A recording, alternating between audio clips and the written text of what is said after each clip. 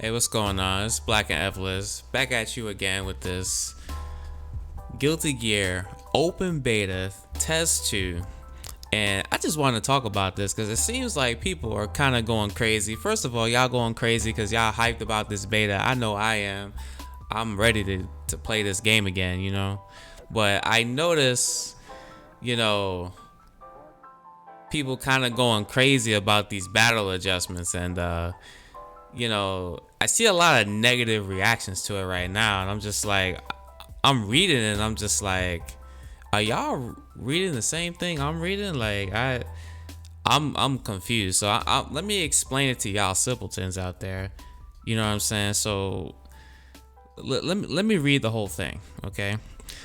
Battle balance adjustments. When the same move is used more than in a set number of times in the combo, the opponent now falls more quickly. That is to prevent infinites, right? That is what that means. See, like, this is what ArcSys needs to do. They need to, like, this is bad, right? They can't put out information like this and then don't explain it. Because if you don't explain it to these Twitter monsters out here, they're gonna go crazy. They'll go ham. They're gonna be like, oh my god, what is happening? What are they doing? It's crazy. Aerial actions in general have been adjusted. Adjustments vary for each character, so they kind of changed how people move in the air.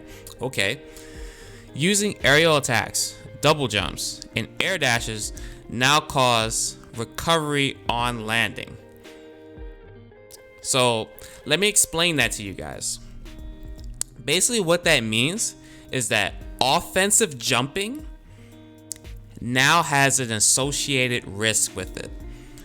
This is what they should have said, but I gotta tell y'all because y'all don't know how to read in between the lines. That's what that says.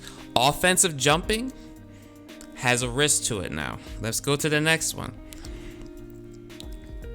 Jumps and air dashes now cover less distance.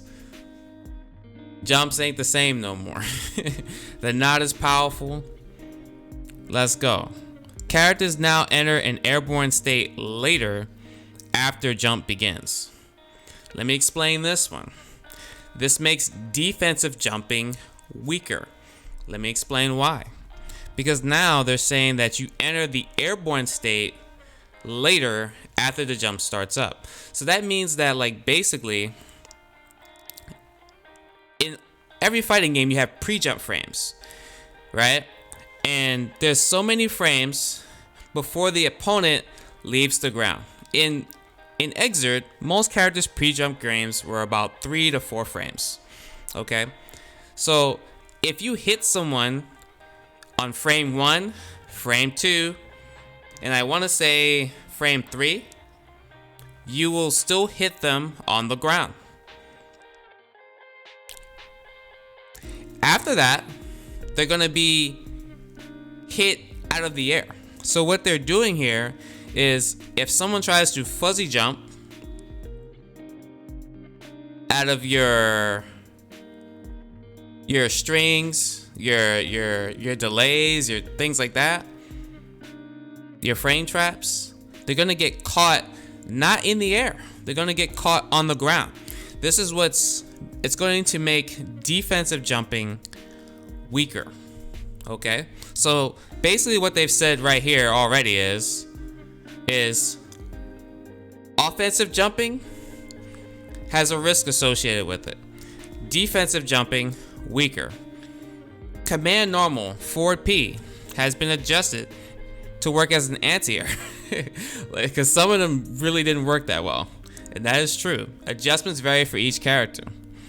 Hitbox has been expanded upwards, hurtbox has been reduced. So basically 6Ps, they do what they're supposed to do to anti-air. The attack is now active longer. Oh man, it's just overall better. Recovery time has been increased after blocking an attack while in mid-air. Recovery time has been increased. I didn't actually read this one. Recovery time has been increased after blocking in air. So basically you're negative? I don't know, that's a weird one to me. I don't understand that one actually. The overall balance has been adjusted from general game mechanics to individual characters' abilities. So that's basically what we're getting here, guys. You know, and I think it's overall it's good. Like I see everyone's just on Twitter like, oh, the sky is falling. The sky is falling. You know? That's all it is. And I think they're pretty good changes. I mean, like, dealing with overall people jumping in on you was mad strong. That has a risk. Jumping out of people's pressure is also more risky too. And I think it makes more sense because, like, I felt that like throw teching is like almost like not useful at all in this game because throw teching puts you in a counter hit state. So it's just like, to me, it just seemed like on defense, either jumping or mashing was like the two options. It just seemed like throw teching just wasn't worth it as much as it should have been. But anyway, yeah, I'm gonna put this on my YouTube, so hit me up in the comments. Let me know what you think. You think that these are bad changes? You think these are good changes? Hit me up. Let me know. And catch you on the next video. Peace out, guys.